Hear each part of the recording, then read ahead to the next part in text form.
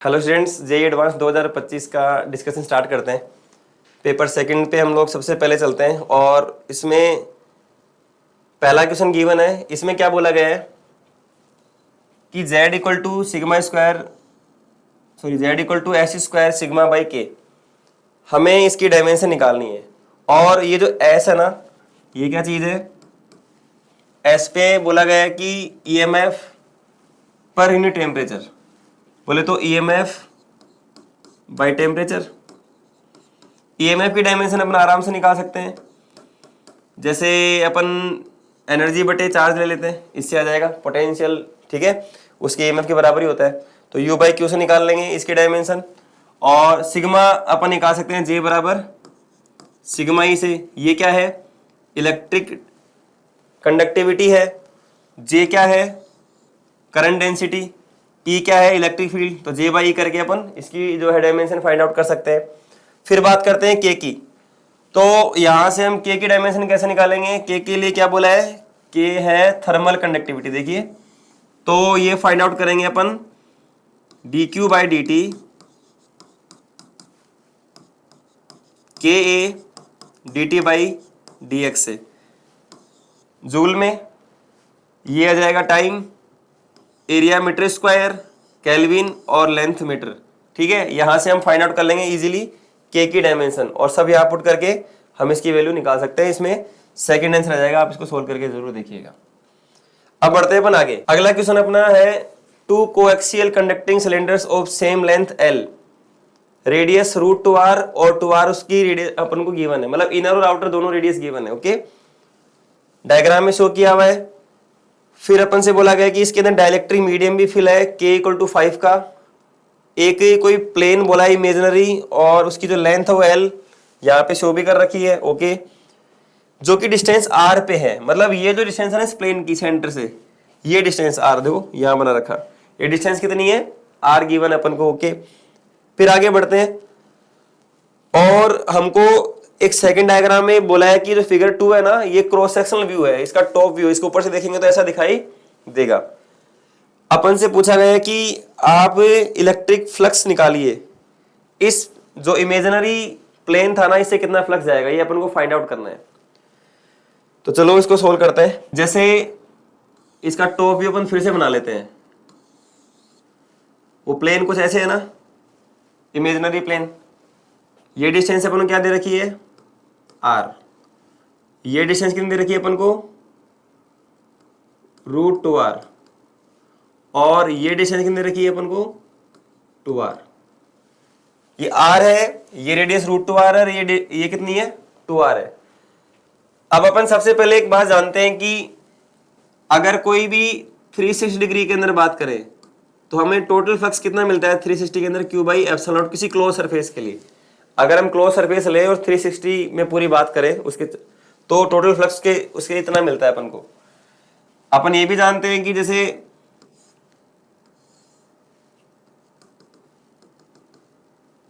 यहां पे कोई चार्ज रखा हुआ है, तो जो फ्लक्स इससे जा रहा होगा उतनी फ्लक्स इससे जा रहा होगा। तो ऐसे इस प्लेन के लिए इसके चारों तरफ से सेम टू सेम। कहने का अर्थ ये हुआ कि आप जब फ्लक्स निकालने बैठेंगे तो इससे फ्लक्स और इससे फ्लक्स सेम ही चीज है। तो अगर हम लोग पता कर लें कि इस पूरे प्लेन पे इलेक्ट्रिक फील्ड कैसे है, तो उससे थोड़ा आइडिया अपन को लग जाएगा। देखिएगा, इसको चार्ज क्या दे रखा था? प्लस दे रखा था ना। इस पूरे पे चार्ज क्या था? प्लस। और इस पे चार्ज अगर होगा भी तो भी हमारे लिए इस प्लेन के ऊपर कहीं भी इलेक्ट्रिक फील्ड का काम नहीं करेगा, मतलब इलेक्ट्रिक फील्ड नहीं देगा वो। तो कहना ही चाह रहा हूं मैं कि इस हिस्से में इलेक्ट्रिक फील्ड नहीं है, इनसाइड इलेक्ट्रिक फील्ड नहीं होगा। इलेक्ट्रिक फील्ड सिर्फ यहाँ है और ओपन को पता है कैसे इलेक्ट्रिक फील्ड फ्लो कर रहा होगा यहाँ पे। जैसे मैं इसको अलग कलर से बना देता हूँ।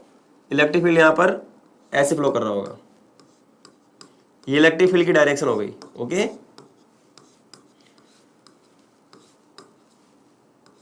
तो देखो यहां से लाइनें से पास कर रही हैं ऐसे।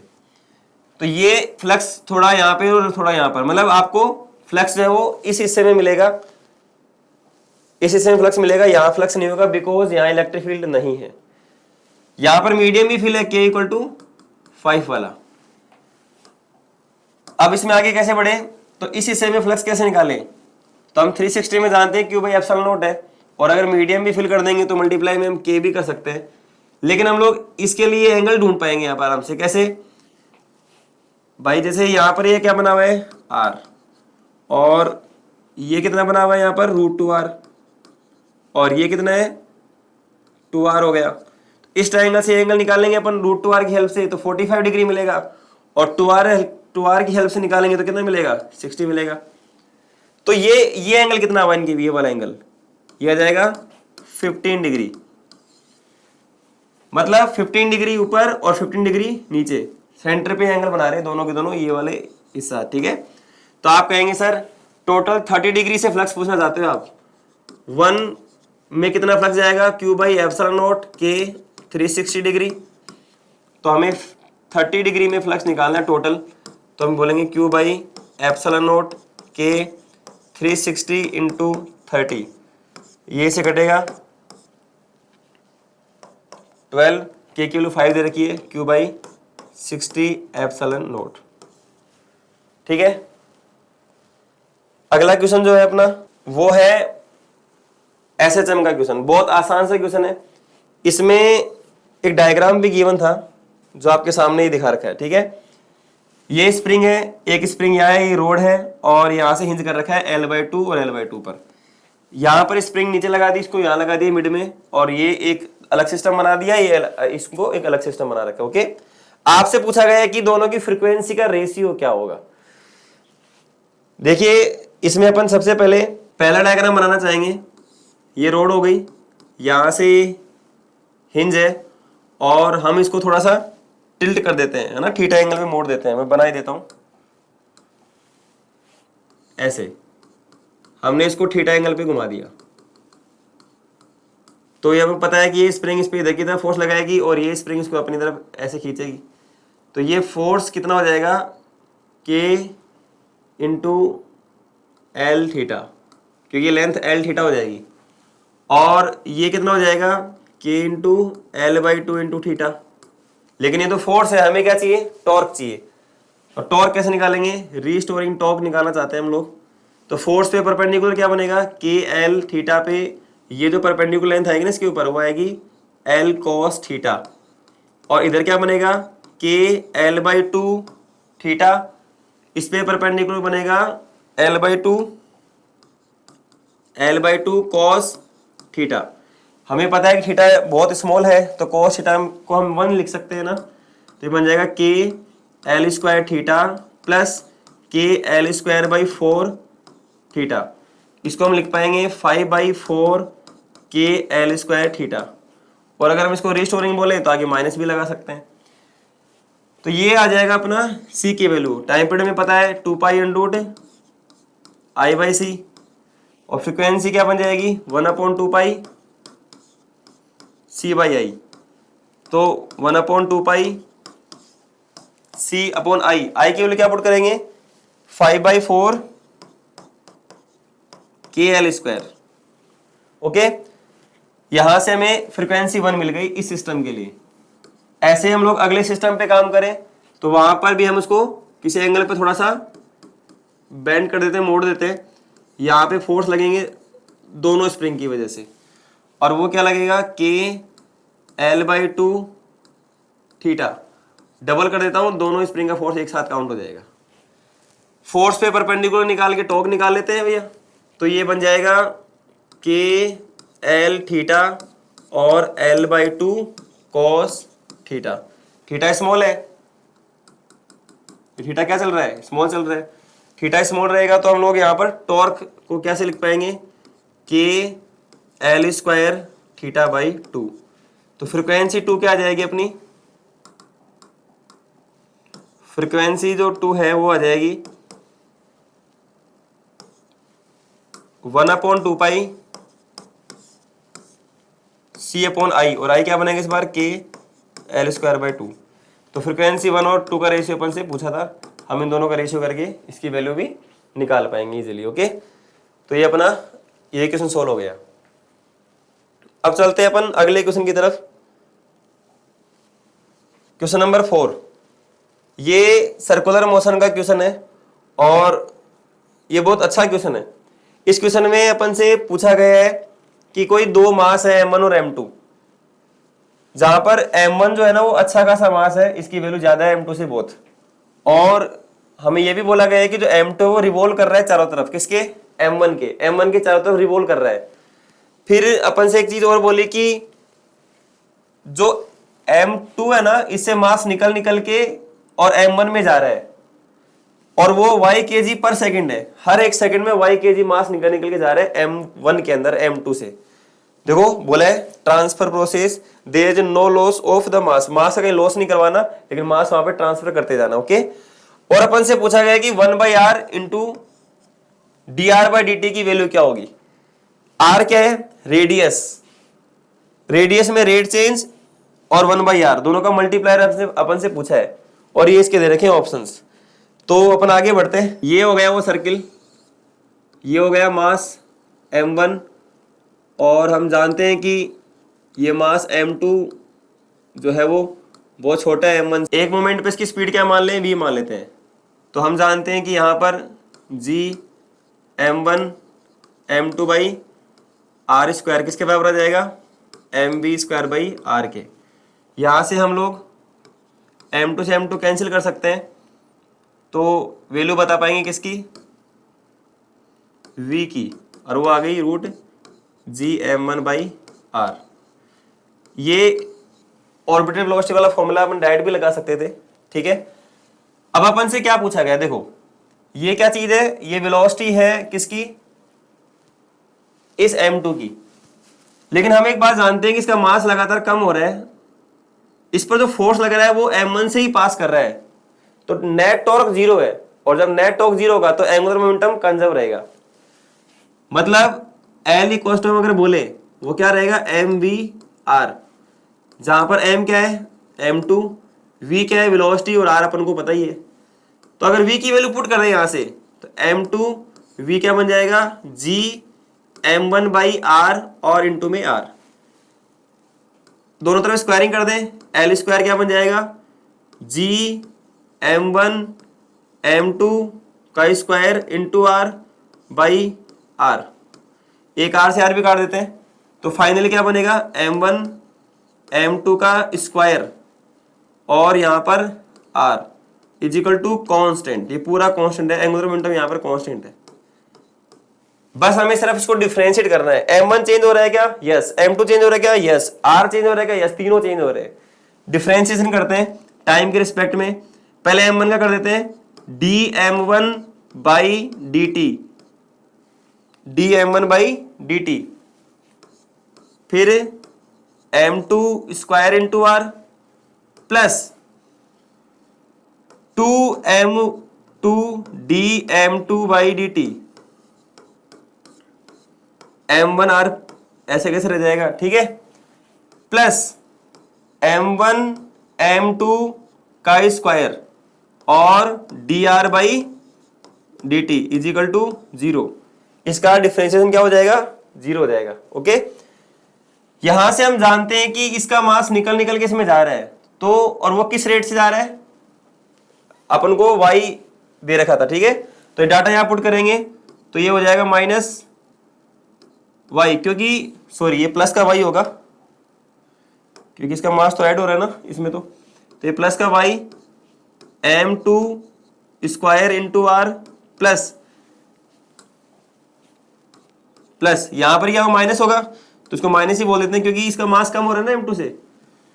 तो ये बनेगा 2m1 m2 2m1 m2 और ये y into R plus m1 m2 का square dr by dt is equal to 0। इतना अपन कर देंगे, ठीक है।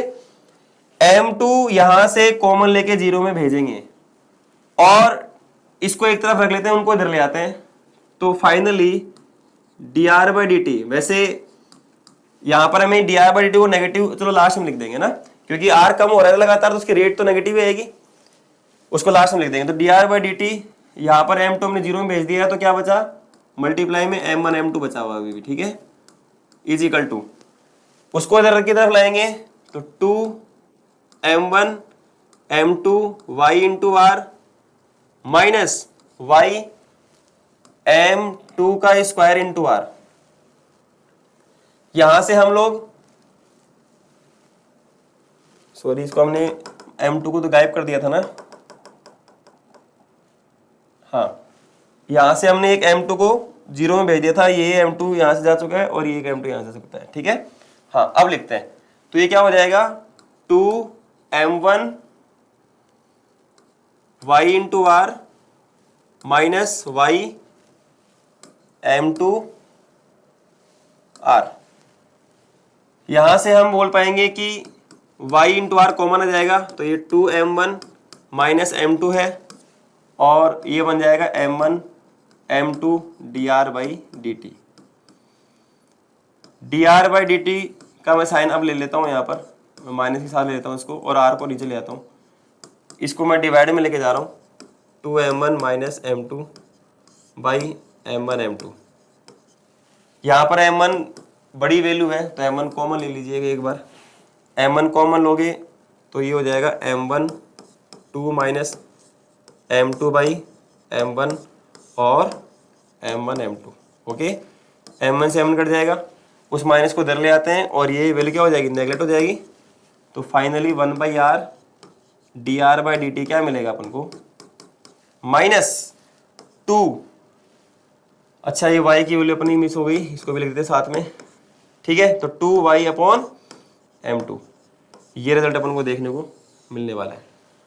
ओके, तो ये थोड़ी सी कैलकुलेशन इसमें ज्यादा है, लेकिन ये क्वेश्चन इस तरीके से आराम से हो सकता है। इसमें सबसे इंपॉर्टेंट था angular momentum conservation. Okay, number 5 में अपन फिजिक्स के लिए देखते हैं, देखें क्वेश्चन में क्या बातें कहना चाह रहा है। ओके ठीक है, I hope you can see it. A positive point charge this is kept at the distance 20 centimeter from the center of the neutral conducting sphere of radius 10. Perfect. The sphere is grounded and charged to the sphere measured. The grounding is then removed and subsequently the point charge is moved distance 10 centimeter further from center of the along radial direction. Okay ठीक है, सवाल basic सी बात को कह रहा है, चलो अपन इसी को इसी पेज पे ड्रॉ करने की कोशिश करें। लेट्स सी क्वेश्चन क्या कहना चाह रहा है। क्वेश्चन ये कहना चाह रहा है, आपके पास ये एक स्फीयर दिया हुआ है, यहाँ पे एक पॉइंट चार्ज आपने क्यों रखा हुआ है, ये पॉइंट चार्ज क्यों रखा हुआ है।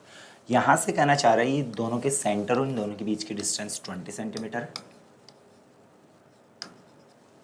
और इस चार्ज की वैल्यू अपन कह रहे हैं 10 की पावर -8 है।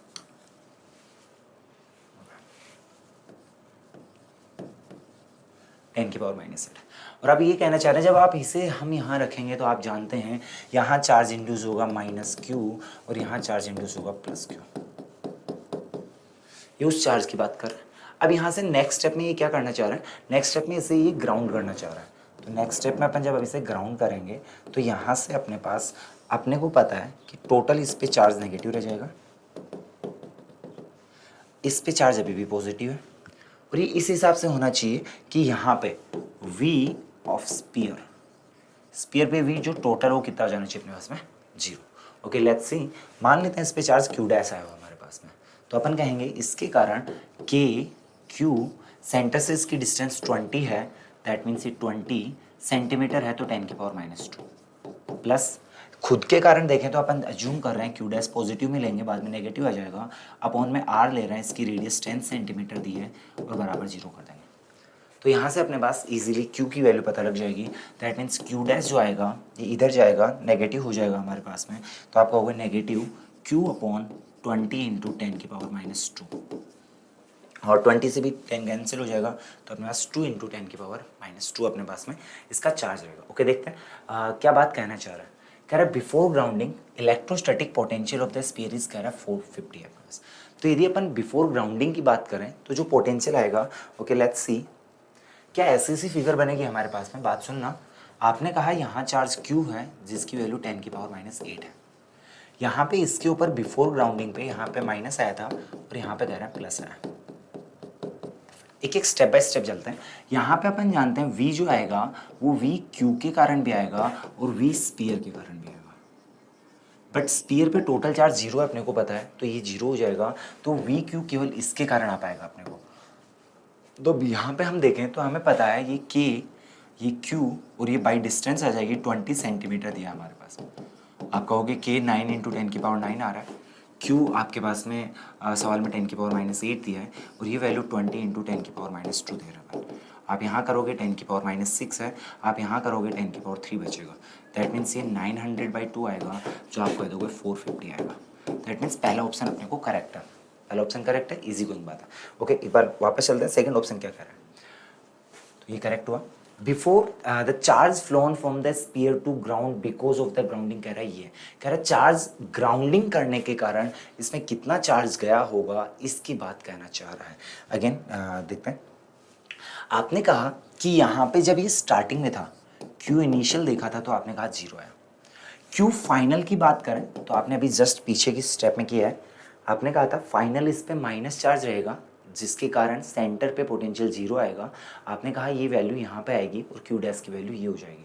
दैट मीन्स आप ये कह सकते हैं आपके पास में इस पे इनिशियल चार्ज ये था, फाइनल चार्ज इस पे माइनस आपके पास में Q/2 आ रहा है आपके पास में। आपने कहा ये रहेगा आपके पास में Q/2 रह रहा है, तो आपने कहा Q की वैल्यू अपन देखें तो 10 की पावर -8 है, ये बाई 2 ला रहे हैं अपन यहाँ पे। ओके, देखना देखें हमें क्या कहना चाह रहा है। ये 10 की पावर 5 में देना चाह रहा है, सॉरी ये 10 की पावर -2 नहीं है। तो देखना आपने कहा यहाँ से देखें तो ये आपके पास में ये 10 इंटू 10 की पावर -9/2 आएगा, जो कहोगे 5 इंटू 10 की पावर -9 आएगा अपने पास। अब एक्चुअली देखना ये वाला चार्ज माइनस में है और ये चार्ज फाइनल स्पीयर पे है। इस स्पीयर पे फाइनल चार्ज है जो माइनस माइनस है। तो यदि आपको कहीं ग्राउंड में कितना गया होगा तो इसका पॉजिटिव चार्ज ग्राउंड में गया होगा, तो नेगेटिव यहाँ पे रहा होगा। तो अपन कह सकते हैं सेकेंड ऑप्शन में जहाँ पे चार्ज फ्लोन इन ग्राउंड कह रहा है वो प्लस में आएगा। After grounding is remove charge on the sphere, ये आएगा। और लास्ट अपने पास एक बात कह रहा है कि ये सब होने के बाद अपन ने इसको ग्राउंड किया, ग्राउंड से फिर हटा देंगे और इसके बाद इस चार्ज को दूर ले जाना चाह रहा है। तो यहाँ कह रहा है final electrostatic potential of sphere is 300 कह रहा है। लेट्स चेक कि ये होता है क्या हमारे पास में। ओके ठीक है, तो देखना फाइनल कंडीशन आपके पास में ये बनी है, इनके ऊपर -Q चार्ज आपके पास में, जिसकी वैल्यू है -5 इंटू 10 की पावर -9। आपने पहले से 20 सेंटीमीटर पे रखा है, फर्दर आप 10 और लेके जा रहे हो। दैट मीन्स आपके पास प्लस Q यहाँ पे 10 की पावर -8 है। तो आप कह रहे हैं स्पीयर का पोटेंशियल बताइए। तो हम जानते हैं V स्पीयर की बात करोगे तो एक तो KQ बाई आपके पास R आ जाएगा और एक अपन कहेंगे V स्पीयर आ जाएगा। आइए देखते हैं, KQ वैल्यू 9 इंटू 10 की पावर 9 आ रहा है। इस Q की वैल्यू जो यहाँ पे है हमारे पास उसकी 10 की पावर -8 आ रही है। R की वैल्यू 30 हो चुकी है तो 30 सेंटीमीटर आ रहा है, 10 की पावर -2 आ रहा है। ओके ठीक है, प्लस यदि अपन इस V स्पीयर की बात करें तो K आपके पास 9 इंटू 10 की पावर 9 आ रहा है। चार्ज यहाँ पे देखोगे तो -5 इंटू 10 की पावर -9 आ रहा है और इसकी रेडियस R देखोगे तो अपने को पता है 10 सेंटीमीटर आ रही है। ओके ठीक है, यहाँ देखें तो अपने पास में देखना आप ये कह सकते हो यहाँ 10 की पावर -3 रहेगा, ये -1 बचेगा, -1 से जाएंगे तो -7 बचेगा, -7 से ही जाओगे तो 900 आएगा, यहाँ पे कहोगे 3 आएगा, दैट मीन्स ये 300 आ जाएगा। माइनस यहाँ पे बात करेंगे देखना आप 10 की पावर 9 से -9 कैंसिल आउट कर सकते हैं। यहाँ से ऊपर भेजोगे 9 इंटू 5 इंटू 100 आएगा, दैट मीन्स ये 300 आएगा, -440 आएगा। तो अपन कह सकते हैं -150 पोटेंशियल उसका फाइनल आएगा। देखते हैं तो ये अपने पास फाइनल पोटेंशियल ये आना चाहिए। ये हमें कह रहे हैं फाइनल पोटेंशियल, सॉरी ये कह रहे हैं फाइनल पोटेंशियल 300 है, ये रॉन्ग है तो अपन इसको रॉन्ग कर देंगे। तो इस हिसाब से अपने पास इलेक्ट्रोस्टैटिक का एक बेसिक सा क्वेश्चन था जिसमें कंसेप्ट ये था कि ग्राउंडिंग करने के बाद चार्ज पे क्या डिस्ट्रीब्यूशन रहता है और क्या कहानी होती है। कंसेप्ट केवल एक था, ग्राउंडिंग करने के बाद पोटेंशियल 0 रहेगा। बहुत ईजी कंसेप्ट था। Let's move to next question. Okay ठीक है, नेक्स्ट क्वेश्चन अपने पास में अगेन रे ऑप्टिक्स का सवाल है। ओके ठीक है, पहले अपन थोड़ा जूम कर लेते हैं ताकि सवाल पढ़ पाए। तो सवाल कह रहा है two identical concave mirror of each focal length f और f कह रहा है facing each other as the shown in the systematic diagram कह रहा है the focal length is much larger than the size of mirror. कह रहा है कि फोकल लेंथ और मिरर से आप पैराएक्सियल रेज का कंसेप्ट के लिए कह रहा है। Okay next, a glass slab is thickness of t and refractive index mu is kept between equidistance from the mirror and perpendicular to their common principal axis। ये perpendicular है, हमें जो दिख रहा है वही बात कहना चाह रहा है। A monochromatic point source light S is embedded at the center of slab on the principal axis as the shown in the figure। For the image to be found on S itself, find the distance between two mirror। तो हमें यहाँ पे कह रहा है कि जहाँ पे ऑब्जेक्ट है हमारे पास में जहाँ पे ऑब्जेक्ट है, हम चाहते हैं इमेज इसकी यहीं बने। तो हमें पता है इसके लिए हम दो काम कर सकते हैं, इसके लिए दो कंडीशन बन सकती है। देखना यहाँ पे एक कंडीशन जो आपको हमेशा आपको दिमाग में आती है, जहाँ ऑब्जेक्ट है वहीं इमेज बनती है, दैट मीन्स वो अपने पास सेंटर ऑफ कर्वेचर पे। दैट मीन्स यदि ये वाली डिस्टेंस इसकी ये इसके परपेंडिकुलर जाए तो आप कह दोगे ये डिस्टेंस यहाँ था, यहाँ से अपने पास इसकी डिस्टेंस 2f के बराबर आएगी। ये सिंपल सी बात है। आप अगेन ये सेम बात यदि यहाँ पे कहें, इससे भी ऐसी बात आएगी आपके पास में, ये इससे परपेंडिकुलर टकराएगा, सेम बात को आप यहाँ से यहाँ कहोगे 2f। परफेक्ट है अपने पास में। और यदि एक दूसरी कंडीशन लेंगे जिसमें अपन एक और बात कह सकते हैं, पहले इस कंडीशन के लिए डिस्टेंस देखते हैं।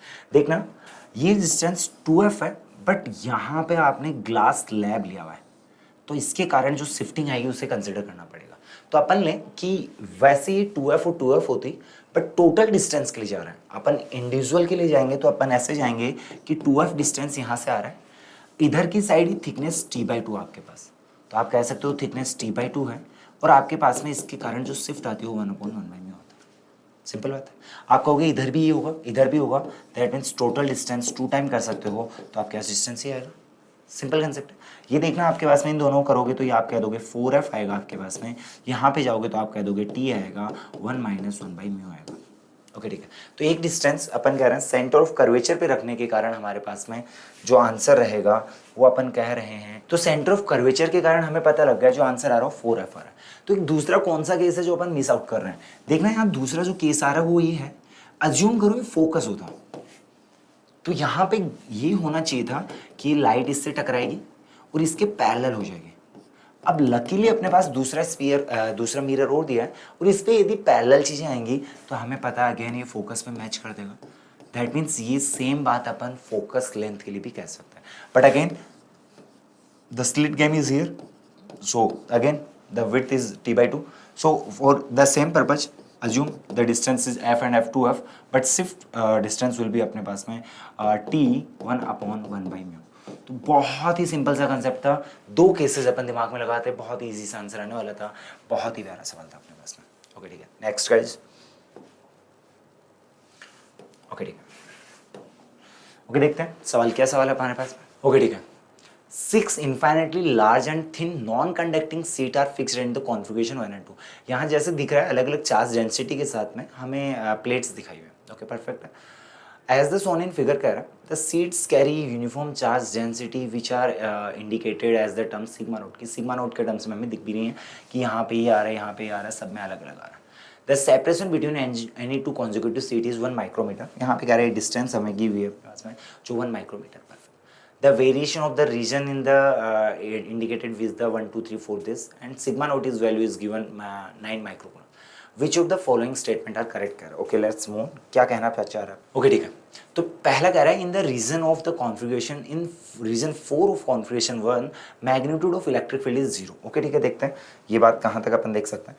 ओके ठीक है, तो पहले अपने को इलेक्ट्रिक फील्ड निकालना है। अब हमें यहाँ एक बच्चों को सबसे बड़ा मिसकन्फ्यूजन ये होता है कि कंडक्टिंग सीट के कारण जब हमें बोले तो इलेक्ट्रिक फील्ड क्या है, ये जी मैन के पुराने PYQ से भी देख सकते हैं, और स्टैंडर्ड है कि सीट जो होती है वो कंडक्टिंग ही होती है, चार्ज दोनों साइड ना रह के एक थिन लेयर में रहेंगे, तो हमेशा इलेक्ट्रिक फील्ड σ/2 एप्सिलॉन कंसिडर करना है। चलो ये बात दिमाग में रखते हैं, फिर आगे मूव ऑन करते हैं। ओके ठीक है, अपन थोड़ा सा इस सवाल को और आगे तक कर लेते हैं, जो सारे केसेस सारे ले लेते हैं। एक बार नोट करना यहाँ पे हमारे पास, यहाँ इस वाले में देखोगे, अपन थोड़ा सा जूम कर लेते हैं इस बात को। अब आना देखें यहाँ पे, देखो एक एक चीज़ को अपन समझें। यदि मैं रीजन 1 में हूँ तो एक बार नोट करना, इस वाले रीजन के कारण और इस वाले के कारण जो यहाँ दोनों मिलेंगे, एक प्लस में आएगा एक माइनस में आएगा, इलेक्ट्रिक फील्ड 0 आएगा।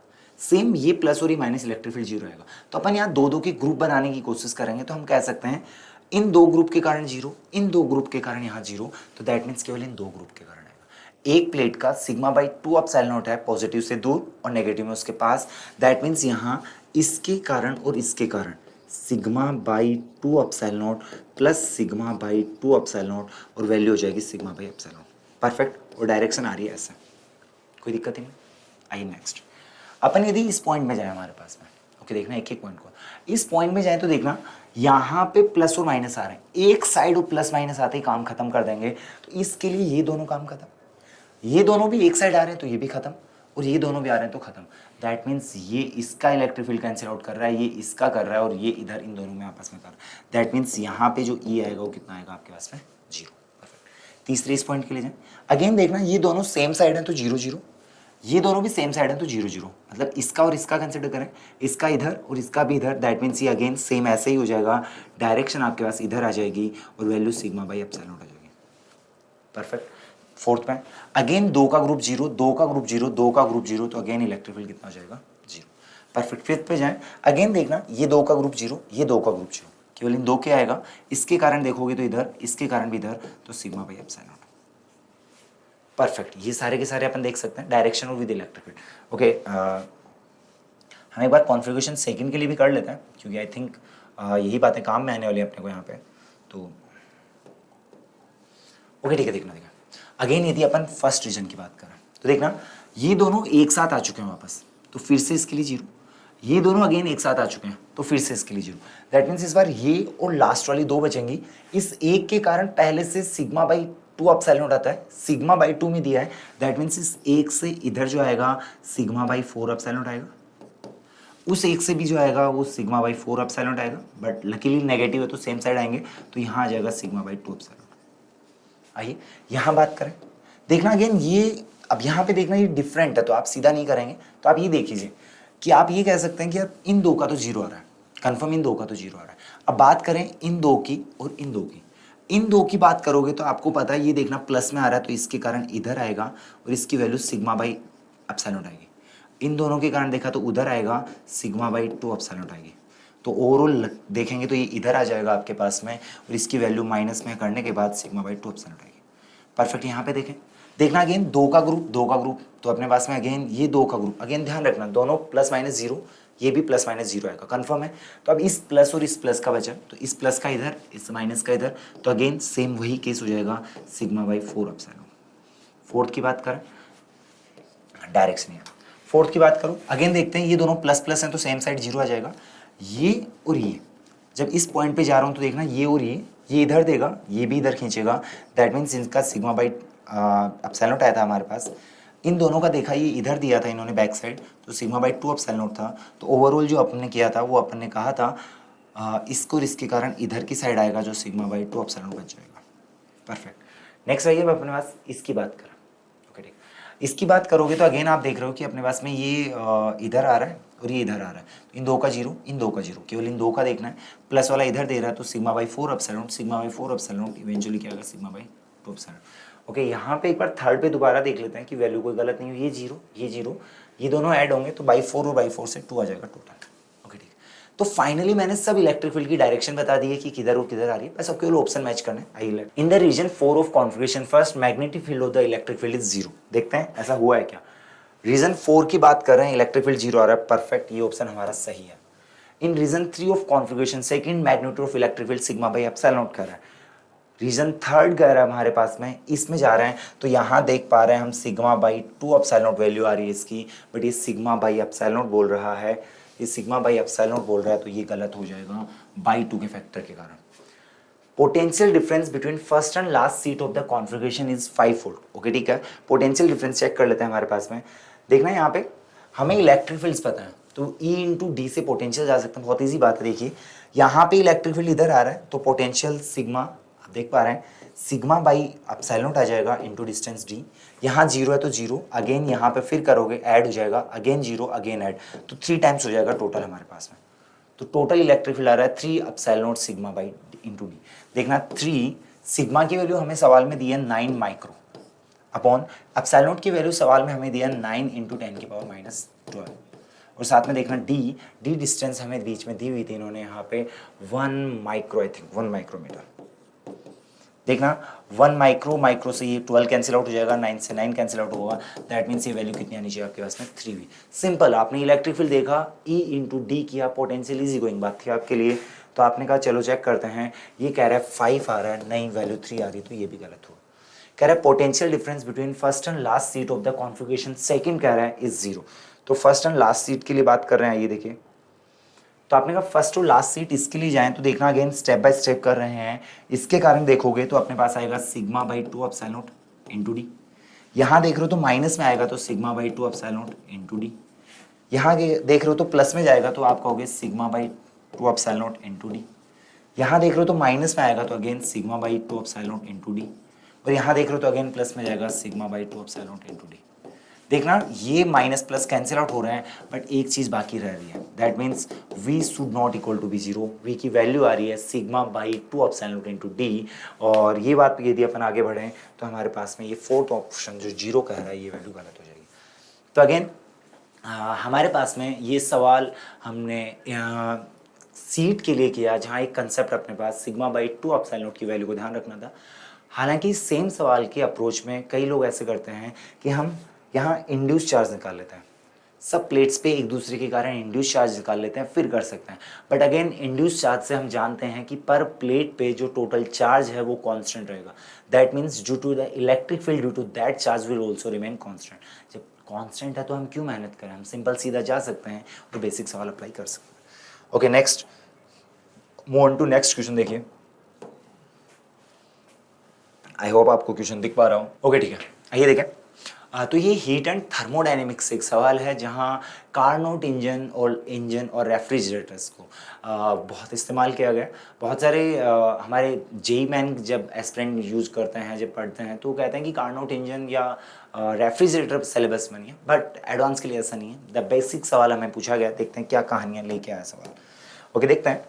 Efficiency of Carnot engine operating at the temperature of 100 केज 0.5। दैट मीन्स पहला इन्फॉर्मेशन देखिए, हम डायग्राम बना लेते हैं कि आपके पास एक कार्नोट इंजन है, सोर्स का टेम्परेचर कह रहा है 100 है और एफिशिएंसी दी है 0.4। परफेक्ट, आगे पढ़ते हैं। आगे क्या कर रहे हैं, it extract 150 heat per cycle from the hot reservoir. Hot reservoir से जो हीट अपन एक्सट्रैक्ट कर रहे हैं ये वैल्यू कह रहे हैं 150 जूल है हमारे पास। हम जानते हैं ये हीट को वर्क डन में किया जाएगा और अगेन ये हीट को सिंक में दिया जाएगा। तो देखते हैं आगे क्या चाहिए। The work extracted from this engine is being fully used to run a heat pump which has the coefficient of performance 10 कह रहा है। तो अगेन आपके पास में सवाल में कह रहा है कि ये वाली हीट को आप किसी दूसरे रेजर्वर को दे रहे हो और ये रेजर्वर के लिए आपको यहाँ पे कोफिशिएंट और परफॉर्मेंस दिया है बीटा जो दिया है 10। ओके नेक्स्ट मूव करें, देखिए क्या कह रहे हैं। Then hot reservoir of the heat pump is the temperature 300 K. तो आपको ये भी कहना चाह रहे हैं यहाँ का टेम्परेचर आपके पास 300 के है। ओके ठीक है, तो देखते हैं आप क्या क्या बात पूछ रहे हैं। The work extracted from the Carnot engine one cycle is this. Okay ठीक है, आई गाइस, तो हमारे पास डाटा ये है, एक कार्नोट इंजन, हॉट रेजर्वर टेम्परेचर ये, एफिशिएंसी ये, इतना कह रहा है यहाँ से हीट को अब्जॉर्ब किया जा रहा है। आगे वो अग्रंग यही वर्क डन को अपन कहीं दूसरे हीट इंजन में काम में ले रहे हैं, हीट पंप में काम में ले रहे हैं जहाँ का टेम्परेचर दिया, जहाँ का बीटा दिया। आइए एक एक चीज़ को सोल्व करते हैं। सबसे पहले आपने यदि इसकी बात कही नीटा के लिए, तो नीटा को हम जानते हैं, नीटा जो हमें होता है W/Q1 होता है। तो यहाँ से अपन W इजीली बता सकते हैं, 0.4 इंटू Q1 आ जाएगा और ये 0.4 इंटू 150 आ जाएगा हमारे पास में, और आप इसे कह दोगे ये W है, दैट मीन्स W हो जाएगा 60 जूल। ओके ठीक है, दैट मीन्स ये वर्क डन आएगा हमारे पास 60। ओके ठीक है, आगे देखते हैं। यहाँ पे हम इवन इसका टेम्परेचर भी बता सकते हैं। हम जानते हैं एफिशिएंसी से हमें पता है 1 माइनस T2/T1 की वैल्यू एफिशिएंसी के बराबर है जो 0.4 आ रही है। आप कहोगे 0.6 यहाँ करोगे तो ये T2/T1 आएगा। आप देख रहे हैं यहाँ पे ये 0.6 है, T2 पता करना है और ये 1000 है, दैट मीन्स T2 बराबर 600 के आएगा। ओके अपन इन्फॉर्मेशन कलेक्ट कर रहे हैं, ये टेम्परेचर 600 के मिला है हमें, ये वाला वर्क डन हमें 60 मिला है यहाँ पे। ओके ठीक है, चलो इस इन्फॉर्मेशन को आगे यूज़ करें। तो ठीक है, नेक्स्ट हीट पंप के लिए हमें इन्होंने बीटा दिया। बीटा आप जानते हैं कोफिशिएंट ऑफ परफॉर्मेंस होता है, जिसको आप इवन फॉर्मूला याद है आप सीधा वहाँ से जा सकते हैं, या हमेशा से ही रेफ्रिजरेटर के लिए बेसिक सी चीज़ डेवलप कर लेते हैं। अपन कहते थे यहाँ से वर्क डन किया जाता था, यहाँ से हीट ली जाती थी और ये हीट दी जाती थी, या आपके पास Q1 होता था रेफ्रिजरेटर जिसमें बीटा की बात करते थे। तो यहाँ बीटा की जो बात आती थी आपके पास में, वो हमेशा अपन कहते थे कि जो वर्क डन किया जा रहा है वो T1 माइनस T2 है, जो हीट बाहर निकाली जाती है वो T2 है। तो यहाँ से बीटा को यूज करें 10, यहाँ से T2 ये रहा, T1 माइनस T2 ये रहा, 10 T1 minus 10 T2 equals to T2 आ रहा है। दैट मीन्स 10 T1 बराबर 11 T2 आएगा। दैट मीन्स अपन कह सकते हैं T1/T2 की जो वैल्यू है वो आपके पास में 10/11। ओके ठीक है, तो हमें कह रहा है T1/T2 अपने पास 11/10 है। यहाँ पे T1 देखें तो अपने पास टेम्परेचर पहले से पता है, ये 300 के है। तो यदि इवन आपसे यदि ये पूछा जाए T2 कितना, तो 300 इंटू T2 कह सकते हो। दैट मीन्स T2 की वैल्यू आपके पास 3000/11 आ जाएगी, जिसकी वैल्यू आप कहोगे 2 रहेगा आपके पास में। ओके ठीक है, 2 से आप 8 माइनस करेंगे तो 8 से आपके पास 7 टाइम जाएगा अपने पास में। यहाँ पे 7 से जाएगा तो अपने पास 77 आएगा, तो 3 रिमेनिंग रहेगा। 3 से आप करोगे तो अगेन 2 आएगा आपके पास में। फिर आप देखोगे आपके पास में 2 से है तो फिर से आपके पास में 8 रहेगा। 8 रहेगा तो अगेन 7, ये सेम प्रोसेस चलता जाएगा। ओके ठीक है, आइए देखते हैं क्या क्या पूछा गया, अपन आगे की बात दोबारा चेक करते हैं। ओके, फर्स्ट कह रहे हैं work accepted from the Carnot engine in 1 cycle 60 joule. Carnot engine से जो वर्क डन एक्सट्रैक्ट कर रहे हैं वो 60 है। लेट्स सी होता है क्या। कार्नोट इंजन से वर्क डन जो एक्सट्रैक्ट करते हैं 60 आ रहा है, या बिल्कुल आ रहा है, सही बात है। और तो अपन कह सकते हैं या this is right option. Temperature of cold reservoir of Carnot engine is 600 के। ओके लेट्स सी, सॉरी, आपने कहा जो कार्नोट इंजन का जो कोल्ड रिजर्वर है उसका टेम्परेचर अपन ने 600 निकाला था यहाँ T2 T1 को यूज करके, तो या this is also correct. Temperature of cold reservoir of heat pump is 270 कह रहा है आपके पास में। तो आपने कहा टेम्परेचर ऑफ कोल्ड रिजर्वर की बात करें तो 272.7 आ रहा है हमारे पास में, बट ये वाली वैल्यू हमें 270 दी है, ये वैल्यू हमारे पास में 272 पॉइंट आ रहा है अपने पास में, तो ये गलत हो जाएगा। Heat supply to hot reservoir of heat pump in 1 cycle. तो आपने कहा हीट, आराम से पढ़ना, heat supply to hot reservoir of heat pump is 1। तो देखना ये बात अपन देखें तो हमने पास जो हीट पंप को जो हीट सप्लाई कर रहे हैं वो इसी का वर्क डन है और वो 600 जूल है, नॉट दैट वैल्यू। सो ये बात गलत कह रहे हैं यहाँ पे, ये कहना चाह रहे हैं एक साइकिल में 540 आ रही है, गलत बात है हमारे पास, ये 60 आएगा, तो डी ऑप्शन भी रॉन्ग हो जाएगा। तो इस हिसाब से हमारे पास में ये कार्नोट इंजन का बहुत बेसिक सा सवाल था, कुछ बेसिक सी बातें यूज कर रहे थे और हमने कोई ज़्यादा बहुत बड़ी महाभारत यूज़ नहीं किया। तो गाइज ये थे हमारे फिजिक्स के कार्नोट इंजन से कुछ सवाल थे, कुछ इलेक्ट्रोस्टैटिक्स के सवाल थे, काफ़ी अच्छे सवाल थे। बट एज़ यूजुअल हमें हमारे नोट्स में, हमारे पीसीबी के नोट्स में या कोचिंग मटेरियल में आप ये सारे सवाल देख चुके हैं, आपके लिए नई बात नहीं है और आपने बहुत अच्छा किया। Thank you guys. तो बच्चों पेपर 2 का क्वेश्चन नंबर 9 है। देखो क्या कह रहा है कि कंडक्टिंग सॉलिड स्फीयर है of radius r and mass m carries A charge q and sphere is rotating about an axis passing through its center of its passing through its center, ऐसे ये घूम रहा है ओमेगा से, ठीक है। The ratio of the magnitude of the magnetic dipole moment m and angular momentum l, इसका ratio अपने को चाहिए। तो बच्चों अगर मैं I इंटू ए वाला करें तो ये क्या कि सॉलिड स्फीयर है और इसके अंदर चार्ज जो है ना वो कहाँ रहेगा, बाहर की तरफ रहेगा। तो चार्ज बाहर की तरफ रहेगा तो इसका m तो अपन वैसे ही निकाल सकते हैं डायरेक्ट। कैसे, अगर आपको याद हो तो Q/2m इंटू एल सीधा निकाल सकते हैं। अब बाई m l होता है वो उसको पूछा इसका है, लेकिन मैं m निकाल के अलग अलग वैल्यू पुट करूंगा। अब देखो बच्चों ये क्या है कि इसका जो m है ये कंडक्टिंग है, ध्यान से देखना, कंडक्टिंग सॉलिड स्फीयर है। इसका जो m है कंडक्टिंग सॉलिड स्फीयर का m है वो solid sphere m conducting sphere का वो बच्चों शेल के बराबर होता है। तो मैं यहां से उसका l लिख दूंगा और वो खोखले का आएगा 2/3 mr² इंटू ओमेगा, ठीक है। फिर इसका एंगुलर मोमेंटम अलग से लिख देंगे l, वो क्या होगा बच्चों, चूंकि ये सॉलिड है तो 2/5 mr² into omega, mr² into omega. मतलब l अलग से लिखेंगे, m अलग से लिखेंगे। m कैसे लिखेंगे, मानते हुए कि खोखला है, ठीक है। अब बच्चों m/l का हम क्या कर देंगे, डिवाइड कर देंगे, इन दोनों को डिवाइड करेंगे तो एक तो Q/2m आएगा मेरे पास, ठीक है, और mr² ओमेगा से mr² ओमेगा कट जाएगा, ठीक है, और ये बच जाएगा फिर मेरे हिसाब से 5/3। तो यहाँ से अल्फा की वैल्यू जो है, अल्फा की वैल्यू चाहिए, यहाँ से 5/3 है तो वो हो जाएगी 0.167। तो अल्फा की वैल्यू है हो जाएगी 0.67, ठीक है, 0.167। नेक्स्ट क्वेश्चन की तरफ बढ़ते हैं। हाँ बच्चों, तो सेकंड क्वेश्चन 10 नंबर क्वेश्चन क्या कहता है कि hydrogen atom initially at rest on it's ground state absorb a photon of frequency v1। Hydrogen atom है वो फ्रीक्वेंसी v1 का फोटोन ऑब्जॉर्व करता है, उससे क्या करता है कि इलेक्ट्रॉन रिजेक्ट हो जाता है, जिसकी काइनेटिक एनर्जी कितनी है 10 इलेक्ट्रॉन वोल्ट। 10 इलेक्ट्रॉन वोल्ट का इलेक्ट्रॉन बाहर निकल जाता है। इलेक्ट्रॉन बाद में क्या करता है बच्चों, कंबाइन करता है एक पॉजिट्रॉन के साथ, और जो रेस्ट पर है फिर एक पॉजिट्रोनियम आयन आइटम बन जाता है ग्राउंड स्टेट पे। ये ध्यान रखना इस ग्राउंड स्टेट में, और साइमल्टेनियसली एमिट्स ए फोटोन, और वो उसी समय एक फोटोन क्या करता है रिलीज करता है फ्रीक्वेंसी v2 का। Centre of mass of the positronium ion with 5 electron volt, 5 electron volt की एनर्जी के साथ वो क्या करता है, move, kinetic energy, centre of mass उसका। It is given that positron has the same mass as that of electron, electron जैसा same mass है। Positronium atom can be considered as a Bohr atom, Bohr atom के रूप में वो consider कर सकता है। इन which the electron and the positron orbit around their centre of mass, ठीक है, सेंटर ऑफ मास के अबाउट करता है। अब देखिए इस क्वेश्चन को करते हैं, ध्यान से देखना। एक हाइड्रोजन एटम है, ठीक है, उसमें इलेक्ट्रॉन है, वो बाहर निकला है कितने से, 10 इलेक्ट्रॉन वोल्ट से। तो सोच के देखो इसके पास ऑलरेडी एक एनर्जी है -13.6 इलेक्ट्रॉन वोल्ट।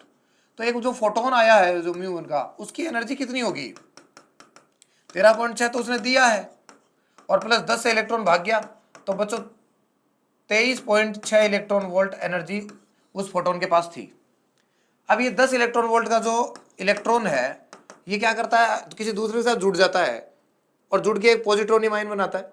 वो 5 इलेक्ट्रॉन वोल्ट की तो किससे चलता है, काइनेटिक एनर्जी से, सेंटर मास चलता है उनका, मतलब दोनों की एनर्जी, दोनों का मास बराबर दे रखा है, आप होगी, ठीक है। अच्छा दूसरा, उसके पास फिर जैसे ही वो क्या करता है, 5 इलेक्ट्रॉन वोल्ट ही आ गई और वो कंबाइन हुआ है, तो वो एक बोहर एटम के रूप में कंसिडर हो रहा है। तो बच्चों बोहर एटम की जो ग्राउंड स्टेट है ना, उस ग्राउंड स्टेट की एनर्जी और आएगी उसके अंदर, ये आपको दे रखा है। तो मतलब 10 इलेक्ट्रॉन वोल्ट से 5 से तो घूम रहा है, और कुछ कंबाइन हुआ तो वो ग्राउंड स्टेट की एनर्जी है, और बची हुई एनर्जी फिर किसके पास जाएगी, फोटोन के पास जाएगी। 10 वोल्ट से तो यही तो डिसाइड होगा, एनर्जी तो कंजर्व है, एनर्जी तो क्या बच्चों, कंजर्व है, और प्लस क्या होगा बच्चों, दूसरा जो फोटोन है ना उसकी एनर्जी होगी। तो बच्चों 10 electron volt equal to 5 electron volt. अच्छा ये वाली एनर्जी ध्यान से देखो, माइनस, याद हो आपको 13.6 Z square by N square, Z square by N square. तो बच्चों ये एनर्जी इस फॉर्मूले से लेके आप देखिए ग्राउंड स्टेट में है, बोहर एटम जैसा है, तो 13.6 हुआ, लेकिन इसको हाफ डिवाइड करना पड़ेगा आपको। क्यों, क्योंकि आज ये दोनों मूव कर रहे हैं, तो जब न्यूक्लियस स्टेबल होता है ना, तो ये एनर्जी क्या क्या करता है, इलेक्ट्रॉन के पास होती है। आज दोनों घूम रहे हैं, तो ये जो एनर्जी है दोनों में डिवाइड रहेगी, तो इसका आधा कर दो तो 6.8, तो -6.8 प्लस E2, तो यहाँ से E2 की वैल्यू कितनी आएगी, E की वैल्यू, E2 की वैल्यू जो आएगी मेरे पास वो आ जाएगी बच्चों 16.8 माइनस 5 इलेक्ट्रॉन वोल्ट, ये एनर्जी आ गई, ठीक है, ये एनर्जी आ गई, ठीक। तो ये एनर्जी आपके पास आ जाएगी 11 पॉइंट समथिंग के आसपास एनर्जी आ जाएगी।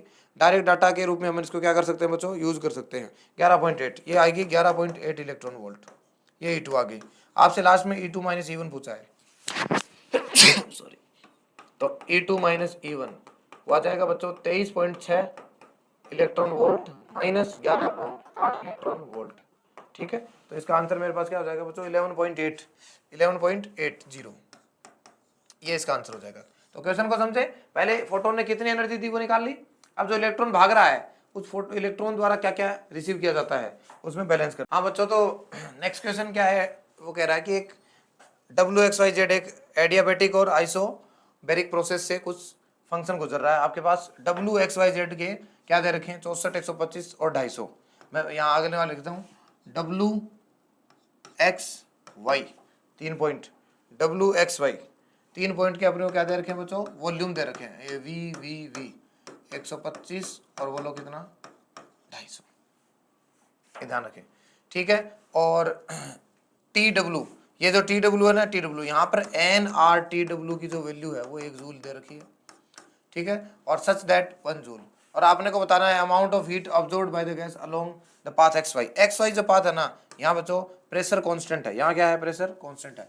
तो QXY में क्या होगा बच्चों, WXY प्लस डेल्टा UXY, तो इसको लिख देंगे बच्चों NR delta T, NR delta T क्या होगा, TY माइनस TX, प्लस ये क्या होगा, मोनोटोमिक है तो F/2 NR delta T, TY minus TX, ठीक है, गौर से देखो, ठीक। अब अपने को क्या करना बच्चों, x अगर पता चल जाए ना तो y अपन निकाल लें आराम से। तो यहाँ से देखो कैसे निकाल लेंगे वो देख लेंगे। w जो है डब्लू, ध्यान से देखो, डब्लू से जो एक्स है वो एडियाबेटिक प्रोसेस है, डब्लू से एक्स एडियाबेटिक प्रोसेस है, तो डब्लू से एक्स एडियाबेटिक है, डब्लू से एक्स, ऐसे ध्यान रखना, ये डब्लू से एक्स एडियाबेटिक प्रोसेस है। एडियाबेटिक आप जानते हो टी वी की power gamma minus one constant होता है। तो देखिए क्या करेंगे, टी डब्लू वी डब्लू और गामा माइनस वन 2/3 हो जाएगा इसके लिए, और उसका हो जाएगा बच्चों टी एक्स और T no W Y, that is 2/3। तो टी डब्लू और वी डब्लू कितना है 64 की power 2/3 equal to T X और डब्लू वाई की वैल्यू, वी वाई की वैल्यू, वी वाई की वैल्यू कितनी है भाई साहब 250, कितनी है 250 की पावर 2/3। बोलो क्लियर है कि नहीं है, ध्यान से देखो बच्चों। हाँ, तो अब आपके पास यहाँ से क्या आएगा, टी एक्स की वैल्यू आ जाती है आपके पास, कितनी वैल्यू आ जाती है टी एक्स की वैल्यू। तो देखो ये तो टी डब्ल्यू, ये तो बच्चों आप लिख लो 4 के स्क्वायर आएगा, 4 की क्यूब करोगे तो ये तो हो जाएगा 16, इसको सोल्व करो आप, इसको आप सोल्व करोगे तो बच्चों आपके पास कितना आ जाएगा 16, और ये आ जाएगा टी एक्स, ये आ जाएगा 25, कितना आ जाएगा 25, ठीक है 250 के आसपास है। तो 2/3 जो वैल्यू इसकी कितनी हो जाएगी बच्चों 25 हो जाएगी। तो टी एक्स बराबर हमारे पास यहाँ से क्या आ गया बच्चों 16/25 टी डब्ल्यू आ गया, कितना आ गया 16/25 टी डब्ल्यू हमारे पास आ चुका है। अब हम जानते हैं क्या कि टी एक्स अगर आ गया है तो टी वाई वी वाई और टी एक्स वी एक्स में रिलेशन है। देखो ये ग्राफ एडियाबेटिक है, नहीं आइसोबैरिक है, तो एक्स और वाई के लिए अपन क्या लिख सकते हैं, पी कांस्टेंट है, एक्स और वाई में बच्चों क्या कांस्टेंट है, पी कांस्टेंट है, पी कांस्टेंट है। तो बच्चों आप जानते हो क्या कि v directly proportional to t, तो v x upon v y equal to t, हाँ t x upon t y, ठीक t x upon t y. अब टी एक्स कितना है, अब आप ध्यान से देखें टी एक्स कितना है मेरे पास, तो टी एक्स की वैल्यू मेरे पास आई है बच्चों एन आर टी डब्ल्यू, कितनी आई है एन आर टी डब्ल्यू आई है। ये थोड़ा सा और एरर दिख रहा है इसमें, डब्ल्यू एक्स वाई, तो ये भी बच्चों x है और ये y है, ये ध्यान से देखना। तो यहाँ पर x y 125 और 250, यहाँ से वॉल्यूम जो है वो लगभग आपका क्या हुआ, देखो बच्चों डबल हुआ है, डबल हुआ कि नहीं हुआ है, दिख रहा है ना। तो बच्चों tx और ty में अगर आप देखोगे तो vy डबल है, तो tx और ty में भी एक रिलेशन आपको याद होना चाहिए, क्या कि जब आपका वॉल्यूम डबल हो गया है तो टेम्परेचर भी डबल हो जाएगा। तो टी एक्स और टी वाई में आपके पास जब यहाँ का वॉल्यूम डबल है तो मैं लिखूंगा टी वाई जो है वो ट्वाइस ऑफ टी एक्स होता है, ट्वाइस ऑफ टी एक्स होता है, ये बात अपने को याद होनी चाहिए, ठीक। तो मैंने क्या निकाल लिया बच्चों 16/25 टी एक्स निकाल लिया, टी एक्स निकल गया तो टी वाई भी निकल जाएगा, टी एक्स निकल गया तो क्या निकल जाएगा टी वाई भी निकल जाएगा, ठीक है चलो ठीक है कोई दिक्कत नहीं है। मैं एक पेज और ऐड कर रहा हूँ, ध्यान देना, मुझे ये चाहिए ये। अब आप देखो टी वाई की वैल्यू 2tx है, तो ये 2tx minus T x, 2ts minus T x, तो क्या आया क्यू एक्स वाई कितना आया, क्यू एक्स वाई जो है वो N R 2tx minus T X plus 3/2 N R 2tx minus T X, right. तो यहां से आ जाएगा बच्चों एक, तो N R T X plus 3/2 N R T X, और यहाँ से 3 और 2 3.5 2.5 5/2 एन आर टी एक्स, बोला आया कि नहीं आया। हाँ अब पीछे देखना, टी एक्स को ये लिख सकते हैं, तो 5/2 एन आर टी एक्स को क्या लिख सकते हैं बच्चों 16/25 टी डब्ल्यू, 16/25 टी डब्ल्यू, और एन आर टी डब्ल्यू की वैल्यू 1 दे रखी है, तो 5 25 2 8/5, कितना आंसर आया बच्चों इसका 8/5 आया क्यू एक्स वाई का, क्यू एक्स वाई का वैल्यू कितना आया बच्चों 8/5 आया। तो ये क्वेश्चन नंबर कौन सा है, क्वेश्चन नंबर अपने पास है 11, ठीक है। तो 11 नंबर जो क्वेश्चन है उसका आंसर मेरे पास कितना हो जाएगा बच्चों 1.6, कितना हो जाएगा फिर 1.6, ठीक है ठीक है। अच्छा इसके बाद में आगे बढ़ते हैं अगले क्वेश्चन की तरफ। A geostationary satellite above the equator is orbiting around the earth about a fixed distance r1 के अबाउट घूम रहा है, ठीक है। और सेकंड सैटेलाइट है वो इक्वेटोरियल प्लेन में ही है और वो बच्चों r2 में घूम रहा है। The centre of earth as r1 और r1 में रिलेशन है। Time period of the second satellite, देखो t1 तो मान लेता हूँ जियो स्टेशनरी को, और t2 उसको मान लेते हैं दूसरे वाले को, ये दिख नहीं रहा है, देखो बच्चों T1 और T2 ये क्या होगा R1 अपॉन R2 की पावर 3/2 होगी, ठीक। The time period of the second satellite as measured from the geostationary से मेजर किया गया, मैंने इंडिपेंडेंट माने इनको, ठीक है ठीक है।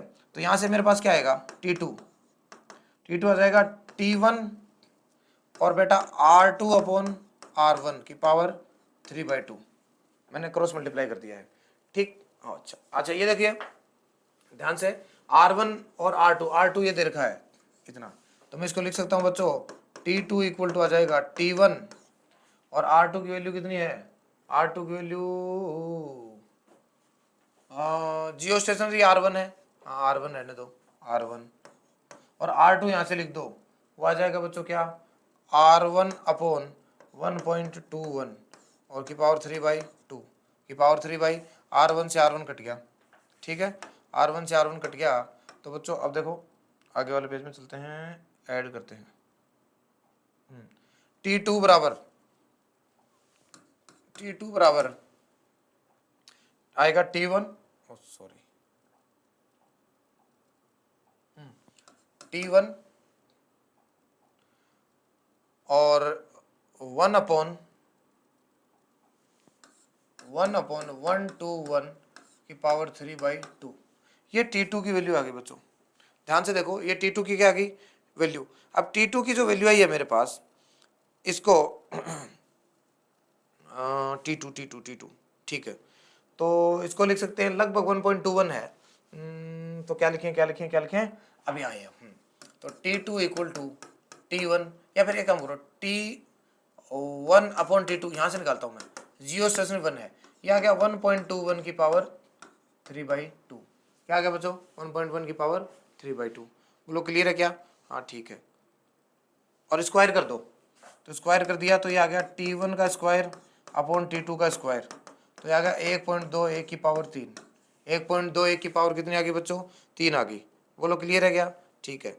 तो अब यहाँ से मैं क्या करूँगा लगभग 1.2 के आसपास है, इसको ऐसे लिख सकता हूँ 1.1 की पावर 2 और इसकी पावर 3, बताओ कैसे 1.1 को मल्टीप्लाई करिए तो ये हो गया बच्चों 1.1 की पावर 6 हो गया, ठीक है गुड।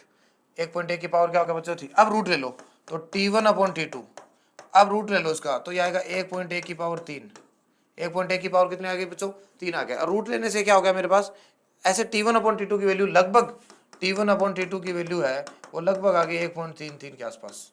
इसका क्या कर दो बच्चों 3 टाइम स्क्वायर कर दोगे तो 1.33 के आसपास आ गया, क्लियर। अब देखो आपसे पूछा क्या गया है, ध्यान देना भाई, अब आपसे पूछा गया है the time period of second satellite as measured from the geostationary. अच्छा अपोजिट डायरेक्शन में घूम रहा था वो, ध्यान हो तो अपोजिट डायरेक्शन में।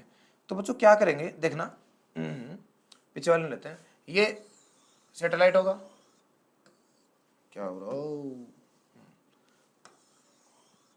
और एक सैटेलाइट हो रहा वो ऐसे घूम रहा है और एक ऐसे घूम रहा है, तो इनका जो टी होगा ना वो होगा 2 पाई अपॉन ओमेगा रिलेटिव, ये पूछा देख लो चाहिए such that the time period of second satellite is measured from the Jio stationery. तो अब दोनों अपोजिट डायरेक्शन में घूम रहे हैं, तो बच्चों ये आ जाएगा 2 पाई ओमेगा 1 प्लस ओमेगा 2, दोनों की ओमेगा जुड़ जाएगी, तो ओमेगा 1 और ओमेगा 2 जुड़ जाएगी। अब आप देखिए आगे आ रखा है T1 upon T2, T1 upon T2 की वैल्यू आ रही है 1.33, तो आप लिख सकते हो ना यहाँ से ओमेगा 2 अपॉन ओमेगा 1 की जो वैल्यू है वो 1.33 है, और आपको ओमेगा 1 पता है जियो स्टेशनरी की, तो ओमेगा 2 की वैल्यू कितनी आएगी, वो आएगी 1.33 इंटू ओमेगा 1। तो यहाँ से टाइम पीरियड कितना जाएगा 2 pi upon omega 1 plus omega 2 जोड़ दो भाई, तो आगे 2.33 ओमेगा 1, और ये आ गया बच्चों 24, 2 पाई बाई ओमेगा 24 घंटे और 2.33, ये आंसर आ गया। अब देखिए 2.33 आंसर आ रहा है। अब मेरे पास 24/P है, तो 24 के नीचे वाले कौन है 2. देखो ये सिंपल जो भी लैंग्वेज है उसको मैं आपको नॉर्मली समझा देता हूँ। Left and right compartment of A thermally isolated container of length L का एक कंटेनर है, इसमें हाफ पार्टीशन में बच्चों कौन है स्प्रिंग आईवी है, ठीक है ठीक। अब देखो ये वाला जो है ये L/2 है, ठीक, थर्मली मूवेबल पिस्टन है, ये पिस्टन मूवेबल है, इसका एरिया क्या है A है। The left and right compartment are filled with 3/2, इसमें 3/2 और इसमें बेटा 1 मोल है, आइडियल गैस के है। In the left compartment the piston is attached bye A spring of constant natural 2L/5 की स्प्रिंग लेंथ है। तो ये एक्चुअली में L/2 माइनस 2L/5, तो एलसीएम आ गया 10, तो 5L माइनस 2 और 4L, तो एक्चुअली L/10, इसमें L/10 का खिंचाव है स्प्रिंग में, ये ध्यान रख लेना, ठीक है। ठीक। थर्मोडायनेमिक इक्विलिब्रियम में है, piston is at distance L/2 from the left right hand, the container is shown in the under the above condition is the pressure in the right compartment. इसमें जो प्रेशर है वो है बेटा KL अल्फा/A, ये pressure है।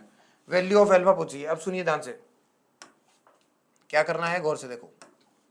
ये इक्विलिब्रियम में है, तो यहाँ से तो 1 नंबर गैस है ना, वो प्रेशर लगा रही होगी P/A, और यहाँ से स्प्रिंग जो है वो ऐसे फोर्स लगा रही होगी K/X, और X की वैल्यू मैंने बता दी बच्चों L/10 है, और यहाँ वाली गैस ऐसे प्रेशर लगा रही होगी P साइड से 1A, और ये P2A, और P2A की वैल्यू, P2 की वैल्यू दे रखी है बच्चों आपको, कितनी दे रखी है, KL अल्फा A, और ये P1 अपने होता। आप बताइए यहाँ का प्रेशर क्या होगा, PV = nRT। थर्मल इक्विलिब्रियम है, देखो थर्मोडायनेमिकली इक्विलिब्रियम मतलब दोनों तरफ टेम्परेचर क्या है, सेम है। तो यहाँ का P2 = nRT/V, ठीक है। इसको क्या लिखा हुआ है बेटा, KL अल्फा A, और n की वैल्यू है 1, क्या है 1 उधर दूसरी साइड, तो इधर की साइड भी टेम्परेचर वही है, तो यहाँ का P2 P1, ठीक है, A nRT, तो NeV, तो P1 कितना जाएगा बेटा, n तो 3/2 RT/V, RT/V की वैल्यू कितनी है, तो यह आ जाएगा 3/2 KL अल्फा/A, ये आपका प्रेशर आ गया। इक्विलिब्रियम में इधर वाले बराबर इधर वाले कर दो, तो इधर वाला KX होगा, तो ये होगा KX यानी KL/10 प्लस P2 की वैल्यू कितनी है, KL, P2 × A की value KL alpha equal to इधर वाला P1A, तो P1A कितना आ जाएगा 3/2 KL अल्फा। देखो यहाँ से P1 × A, तो यहाँ से KL10, इसकी वैल्यू आ गई 3/2 KL अल्फा, तो वहाँ जाएगा तो बेटा 1/2 KL अल्फा बच गया। अपने को पूछा क्या बच्चों, the pressure the value of alpha is, ठीक है। ठीक, तो देखिए यहाँ से चेक करते हैं अपन इसको, यहाँ तक ये भी ठीक है, ये भी ठीक है, ओके गुड। एट इक्विलिब्रियम क्या होगा बच्चों, हाँ यहाँ से अल्फा आएगा ना, सॉरी KL से KL कट गया, 2 से 5, तो अल्फा की वैल्यू कितनी आ गई बच्चों, यहाँ से 5 आ गई, कितनी आ गई मेरे पास 5 आ गई है, ठीक है।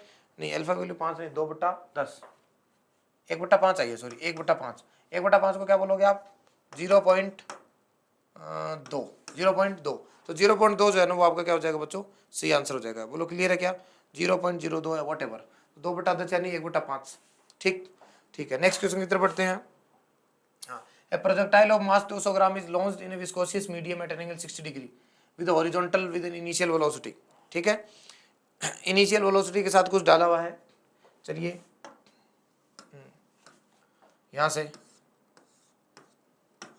इनिशियल वेलोसिटी 60 डिग्री के साथ है, 60 डिग्री के साथ, तो बच्चों 200 ग्राम का है, ठीक है। तो यानी मास है वो 0.2 kg है, कितना बच्चों 0.2 kg, 270 मीटर पर सेकंड से डाला है, 270 मीटर पर सेकंड, तो यहाँ से आपके पास रफ्तार आ जाएगी 270 sin 60, और ये 135 हो जाएगी, 135 मीटर पर सेकंड, ठीक है। F एक विस्कोसियस फोर्स है, drag force, F = -CV vector, और जहाँ V क्या है इंस्टेंटेनियस वेलोसिटी है, और C की वैल्यू दे रखी है instantaneous velocity of the particle the projectile hits A vertical wall. Vertical wall को दो सेकंड बाद में क्या करता है बच्चों, हिट करता है। तो इस वॉल को हिट करने के बाद में आपसे पूछा क्या है, अपने से पूछा है प्रोजेक्टाइल टेकिंग ई की value 2.7 horizontal distance of the wall पूछी है, ठीक है। तो आप अपने को किसी पर्टिकुलर मोमेंट पे अगर मान लीजिए ये पार्टिकल की रफ्तार लिखनी है v, तो लिखेंगे vxi cap plus vy j cap, ये अपने पास इसका रफ्तार हो जाएगी v, ठीक है। अब इसके ऊपर फोर्स वेक्टर क्या होगा बच्चों, तो फोर्स क्या होगा, देखिए ध्यान से देखना, फोर्स है minus C vector minus C V, क्या बचो माइनस सी इंटू वी। तो मैं ऐसे लिखता हूं इसको, देखना किसी टाइम पे वेलोसिटी दी होगी, तो सी कितना है इसका 0.0.0.0.0.1 के जी, तो 0.1 into V x I plus we Y J, force है माइनस। अब मैं माइनस क्यों लगा रहा हूं, ये बात भी आपको गौर से पता होनी चाहिए, क्यों, क्योंकि मैंने इसमें तो प्लस लिया है, ठीक है। एक minute, F vector equal to minus C V vector, F equal to minus C V vector, तो एफ वेक्टर को मैं दे रहा हूं बच्चों, ध्यान से देखना, माइनस आएगा, sorry minus C V vector, और यहाँ जाएगा जी की वैल्यू 10 ले लेता हूँ, और वो हो गया 0.1, ठीक है, यानी एम जी, और ये होगा बच्चों जे कैप। ये फोर्स आया, हाँ सर आया। तो यहाँ से देखो मास एक्सेलरेशन निकाल लेते हैं, एक्सेलरेशन मास का डिवाइड करते हैं, मास कितना 0.2 है, तो इसका डिवाइड होगा 1/2 माइनस का, और v x I plus we Y j, और बच्चों पॉइंट, ये गलत लिख देना, ये 0.2 आएगा मास, तो आएगा 10 जे कैप। और आपसे पूछा है कि 2 सेकंड बाद में, ध्यान देना भाई, 2 सेकंड बाद में किसी दीवार को हिट करता है, तो दीवार की हॉरिजॉन्टल दूरी कितनी है, तो दूरी चाहिए, तो मेरे को क्या करता हूँ वी एक्स ले लेता हूँ, यहाँ से D V X by D T, इसकी वैल्यू देखो, ध्यान से देखना बच्चों, ये आई वी एक्स बाई 2, ये देखो वी एक्स बाई 2 माइनस ये आगे, एक्सेलरेशन चाहिए ना मुझे, तो वी एक्स बाई 2 ले लिया, ठीक है। अब देखो यहाँ से इसको कर दो, सोल्व कर दो, D V X by V X equal to minus D T by 2, यहाँ से मेरे पास कुछ ना कुछ रिलेशन आ सकता है, बोलो आ सकता है कि नहीं आ सकता, हाँ। तो अब देखिए लिमिट, जब स्टार्टिंग में इधर कितनी 135 थी, हाँ, एक्स डायरेक्शन में टी की वैल्यू 0 थी तो 135, और टी की वैल्यू 2 है, तो वी चाहिए, नहीं वी नहीं चाहिए, टी की वैल्यू टी मान लो, तो यहाँ से क्या चाहिए वी, तो यहाँ से आएगा बेटा देख एल एन वी एक्स, और ये वी आ गया और 135 आ गया, इक्वल टू आ गया माइनस टी बटा 2। तो मैं इसको आगे लेके चलता हूँ बच्चों, एक मिनट, एल एन वी बट्टा 135 ले लेता हूँ ना, हाँ, एल एन वी बट्टा 135 इक्वल टू माइनस टी बटा 2, तो यहाँ से v बटा 135, ये आ गया बच्चों e की पावर माइनस टी बटा 2, और यहाँ से वी एक्स है बच्चों, ये वी एक्स, ठीक है, वी एक्स, तो ये आ जाएगा 135 इंटू ए की पावर माइनस टी बटा 2। अब यहाँ से लिख दो D x by D T, तो 135 e की पावर माइनस टी बटा 2, तो ये मेरे पास आ जाएगा D X equal to 135 e की पावर माइनस टी बटा 2 इंटू डी टी। अब समाकलन कर दो, टी की वैल्यू 0 तो x 0, टी की वैल्यू 2 तो x कितना, तो x इज इक्वल टू, चलिए बच्चों 135, अच्छा e की पावर माइनस टी का e की पावर माइनस टी बटा 2 ही होगा, और माइनस इसका कोफिशिएंट कितना है -1/2, ये आपको क्या करना है यूज करना है, ठीक है, 0 से 2, बहुत बढ़िया। x की वैल्यू आ गई 135 270, ठीक है, माइनस है, कोई दिक्कत नहीं, माइनस मैंने वहाँ से बैलेंस कर दिया क्या उसका, ठीक है, कोई दिक्कत नहीं। अब बच्चों e की पावर -1 बनेगा, और 0 कर दोगे तो -1 बन जाएगा, क्लियर है क्या। अब वो नीचे वाला जो माइनस है ना, उसको मैं ऐसे कर देता हूँ, ऐसे कर दिया ना, ठीक है। तो x की वैल्यू कितनी आ गई 270, और यहाँ से 1 - 1/e, और e की वैल्यू 2.7 करनी है, तो 270 और 2.7 करोगे तो आगे 2.7 - 1/2.7, ठीक है। इसको सोल्व करोगे, एक 0 यहाँ से हटा दो, 0 लगा दो पर 10, तो ये इसको काट देगा बार, कितने बार 10 बार, तो ये 100 हो गया, तो 170 आंसर आ जाएगा, कितना आ जाएगा 170 आंसर आ जाएगा, क्लियर है, ठीक है। तो एक लास्ट क्वेश्चन और है अपने पास, इसको करते हैं एक बार, ठीक है। तो एक लास्ट क्वेश्चन की तरफ और बढ़ते हैं, ठीक, ध्यान दो भाई, लास्ट क्वेश्चन बढ़ते हैं, एन ऑडियो ट्रांसमीटर, ध्यान देना भाई बच्चों, क्या है, an audio transmitter T receiver are hang vertically from the two identical massless spring of length 8 metre लंबी है, ठीक है, 8 मीटर लंबी दो स्प्रिंग है, और पाइवोट है well separated along the x axis, they are pulled from the equilibrium position in opposite direction along axis by an angle दे रखा है, and release simultaneously the natural frequency. ये क्या करते हैं, दो ट्रांसमीटर रिसीवर इनको दूर करके छोड़ दिया, अभी ऐसे करेंगे, ठीक है। आपको निकालना है the maximum variation in the frequency as measured by the receiver. अब बात ये है बच्चों क्या कि एक तो ये है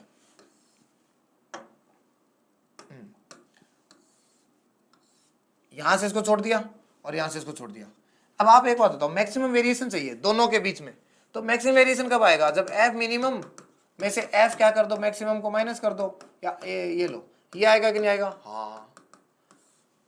अब एफ मिनिमम निकालनी है और एफ मैक्सिमम निकालनी है। अब एफ मिनिमम और एफ मैक्सिमम को अगर आप गौर से देखो, एफ मिनिमम और एफ मैक्सिमम को आप गौर से देखो तो आपको पता चलेगा कि बच्चों आपकी वास्तव में जो स्पीड एफ मैक्सिमम और एफ मिनिमम, उसका फॉर्मूला क्या होगा? एफ नॉट नेचुरल फ्रीक्वेंसी, और फिर आपको पता होगा वेलोसिटी ऑफ साउंड, ये वाला फॉर्मूला अपने यूज करते हैं। हाँ कर लेंगे सर, वो तो कोई दिक्कत नहीं है। अब मिनिमम चाहिए तो ऊपर तो आना चाहिए माइनस और नीचे आना चाहिए प्लस, और मैक्सिमम चाहिए तो ऊपर प्लस आना चाहिए और नीचे क्या आना चाहिए? माइनस। बोलो क्लियर है कि नहीं है? हाँ, तो मैक्सिमम में ऊपर प्लस और माइनस, प्लस माइनस, और यह माइनस और प्लस, और साथ में आएगी इसकी रफ्तार। तो जब ये यहाँ पहुंचेगा ना, उस समय इसकी रफ्तार जो है ना वो मैक्सिमम होगी। तो यहाँ पे रफ्तार कितनी होगी? √2gh, और h क्या बच्चों? ये h ये है, ये रफ्तार है। तो देखो 2g, ये रफ्तार की, ये l है, तो ये l cos थीटा है, तो एक्चुअली में ये होगी l 1 माइनस cos थीटा, तो 2g। अब देखो कुछ वैल्यू देख लेते हैं, g का मान 10 लेना है तो 10, l का मान 8 है शायद, 8 मीटर कहाँ लिखा था थोड़ी देर पहले, ये 8 मीटर, हाँ, तो इंटू 8, और cos थीटा की वैल्यू देखो कितनी देर की है? 0.9, तो 0.1 माइनस 0.9 मतलब 0.1, तो ये हो गया 8 दूनी 16, 160, और 160 को 0.1 से मल्टीप्लाई कर दो तो बच्चों कितना आ गया? 16 आ गया। तो वास्तव में ये रफ्तार जो है वो कितनी है बच्चों? 16 आई है, नहीं 16 का रूट आएगी, रूट है ना बच्चों, √2gh, तो 4 आ गई। तो वेलोसिटी बेसिकली कितनी है? 4। साउंड की रफ्तार कितनी देर की है बच्चों? 660, 330, तो देखो ये एफ मैक्सिमम आ जाएगी, एफ मिनिमम, मैं आगे एक और करता हूँ, एफ मिनिमम तो कितने? 660, 330 बटा 330, मिनिमम चाहिए तो प्लस और माइनस, यही 4 और 4, और ऐसे ही एफ मैक्स आ गई, बोलो कितनी? 660, 330 प्लस 4, 330 माइनस 4, बोलो क्लियर है कि नहीं है? सोच लो। हाँ, तो ये आपकी मिनिमम और मैक्सिमम आ गई, इन दोनों को माइनस कर दो, एफ मैक्स मैक्सिमम वेरिएशन के लिए इन्हीं को माइनस करना पड़ेगा, इन दोनों को माइनस कर दो आप, तो इन दोनों को माइनस करोगे तो आपके पास बिल्कुल सारी वैल्यू रख के आंसर आएगा 32 हर्ट्ज। कितना आएगा बच्चों? लगभग 32 हर्ट्ज। तो 32 हर्ट्ज मेरा क्या हो जाएगा बच्चों? फाइनल आंसर हो जाएगा। ठीक है, तो यहाँ तक आपका पेपर था, तो बहुत ज़्यादा टफ नहीं था, बाकी चीज़ों के लिए आप और देखते हैं। Thank you.